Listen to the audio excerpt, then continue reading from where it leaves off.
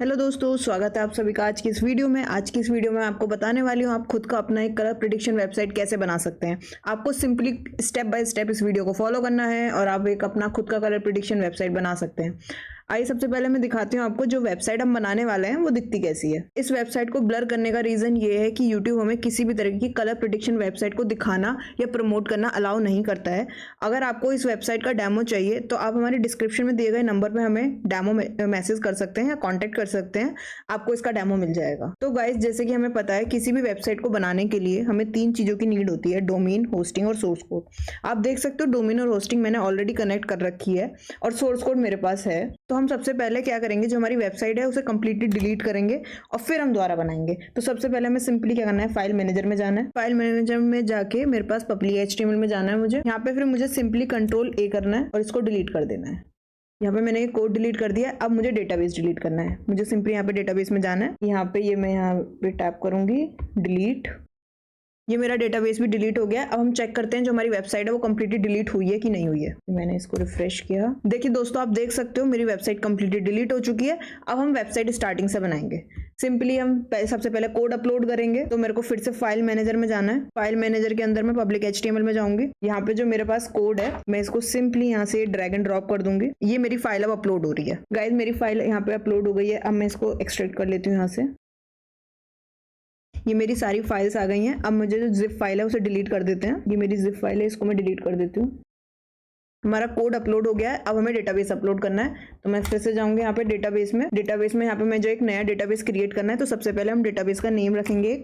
मैंने एक नेम ले लिया, हेलो यूजर। सेम हम उसका यूजर नेम रखेंगे। डेटाबेस का नेम हो गया। अब हम पासवर्ड के लिए क्या करेंगे, ऑटो जनरेट पासवर्ड यूज कर लेंगे। इसको हम कॉपी कर लेते हैं और क्रिएट कर देते हैं।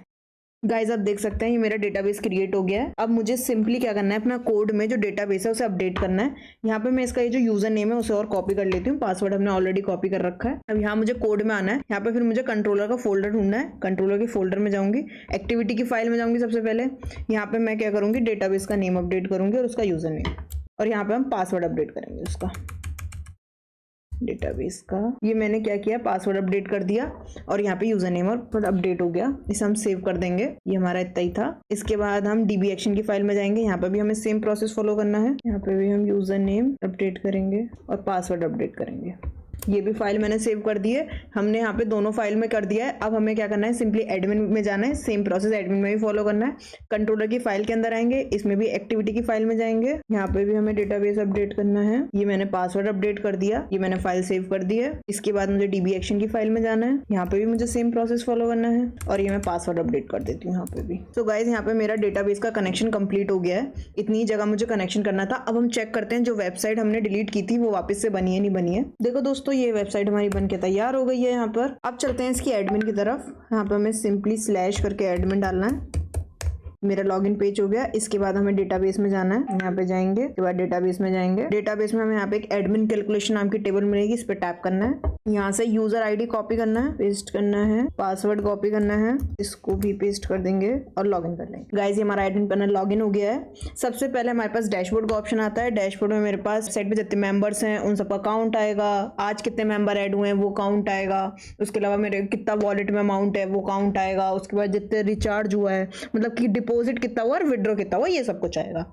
इसके बाद गाइस, मेरे पास एजेंट सैलरी का ऑप्शन आता है। एजेंट सैलरी में जितने भी मेरे एजेंट हैं उन सबको कितनी कितनी सैलरी देनी है वो यहाँ से आता है हमारे पास। उसके बाद यूजर लिस्ट का ऑप्शन है। मेरे पैनल में जितने भी यूजर्स हैं उन सबकी लिस्टिंग यहाँ पर आती हैं।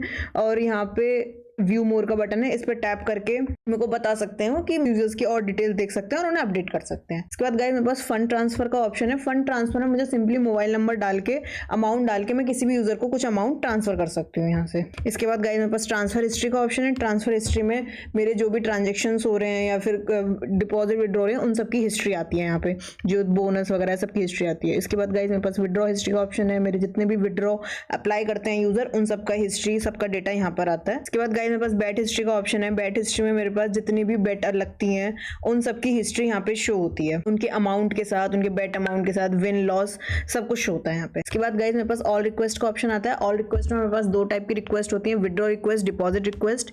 विड्रॉ रिक्वेस्ट हम देख लेते हैं। सबसे पहले जितने भी विड्रॉ अप्लाई होते हैं यहाँ पे उन सभी विड्रॉ की लिस्टिंग आएगी और यहाँ पे साइड में एक एक्शन के लिए बटन होता है, उस पर टैप करके आप उन रिक्वेस्ट को एक्सेप्ट या डिनाई कर सकते हो। इसके बाद सेकंड रिक्वेस्ट हमारे पास डिपॉजिट रिक्वेस्ट आती है। डिपॉजिट रिक्वेस्ट में भी सेम जितने भी डिपॉजिट अप्लाई होते हैं उन सबकी लिस्टिंग यहाँ पर आती है, रिक्वेस्ट, और यहाँ पे भी एक्शन का बटन होता है, उस पर टैप करके आप उनको एक्सेप्ट या डिनाई कर सकते हो। इसके बाद गाइस मेरे पास ऑप्शन आता है कस्टम रिजल्ट का। हमारे पास दो गेम चलते हैं, विंगो और K3, उनमें हम कस्टम रिजल्ट डिसाइड करते हैं। जो कोई भी पीरियड एट दैट टाइम चल रहा है उस पीरियड पे अगर एक कोई भी रिजल्ट में एडमिन से सेट करती हूँ तो वही नंबर विन होता है। ये हमारा कस्टम रिजल्ट में चलता है। इसके बाद मेरे पास कस्टम स्पिन का ऑप्शन आता है। कस्टम स्पिन में मेरा पास तीन तरीके के स्पिन को हम कस्टम कर सकते हैं। एक तो होता है कंप्लीटली कस्टम, उसमें मैं क्या करती हूँ, जो भी गिफ्ट डिसाइड करूंगी हर बार वही गिफ्ट विन होगा।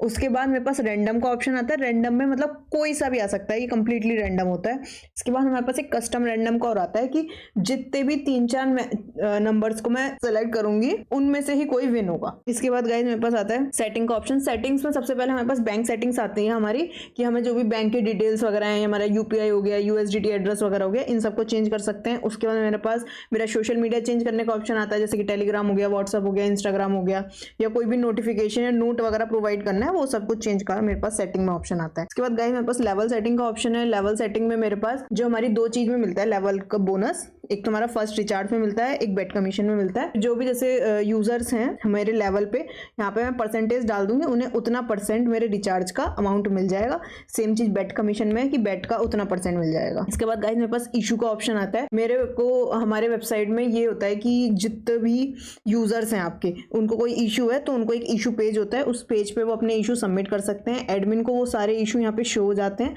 और यहाँ पे एज अ एडमिन आप उन इशू को कोई रिप्लाई कर सकते हो, उन्हें कुछ मैसेज सेंड कर सकते हो, और उसके अलावा उनका स्टेटस अपडेट कर सकते हो कि भाई आपका इशू ये इन प्रोग्रेस है, कंप्लीट हो गया है, जो भी है। इसके बाद गाइस गिफ्ट जोन का ऑप्शन आता है। गिफ्ट जोन में सिंपली आप कोई भी एक गिफ्ट क्रिएट कर सकते हो, जैसे कि कोई भी कोड मैं लिख देती हूँ, वेलकम कोड हो गया जैसे, और उसमें मैं अमाउंट डिसाइड कर दूंगी, इतने अमाउंट मिलेगा, और उसके बाद मेरे पास हो जाएगा नंबर ऑफ गिफ्ट के, मतलब कितने गिफ्ट यूजर्स को मिलेंगे। तो यहाँ पे ये सिंपली यूजर इस गिफ्ट कोड को यूज करके अपना उस अमाउंट को गेट कर सकता है। गाइस मेरे पास फाइनल लॉग आउट का ऑप्शन आता है। यहाँ पे मैं अपना एडमिन पैनल लॉग आउट करती हूँ, और मैं आपको सभी को सजेस्ट करूंगी आप जब भी अपना एडमिन पैनल यूज करें तो उसे जरूर लॉग आउट करें, सो दैट अगर कोई और आपका सिस्टम यूज करता है तो आपके इस एडमिन पैनल का मिसयूज ना कर सके। और गाइस अगर आपको डेवलपमेंट से रिलेटेड इस वीडियो में कुछ समझ नहीं आया तो आपको परेशान होने की बिल्कुल नीड नहीं है, हम आपको ये वेबसाइट बना के दे सकते हैं। आपको सिंपली डिस्क्रिप्शन में दिए गए नंबर से हमें कॉन्टैक्ट करना है, हमारी टीम अकॉर्डिंगली आपको कॉन्टैक्ट करेगी, डेमो सेंड करेगी और आपकी नीड के अकॉर्डिंग वेबसाइट आपको बना के देगी। Thanks for watching guys. If you like the video then do comment and do like and subscribe. Thanks for watching. Wait for the next video.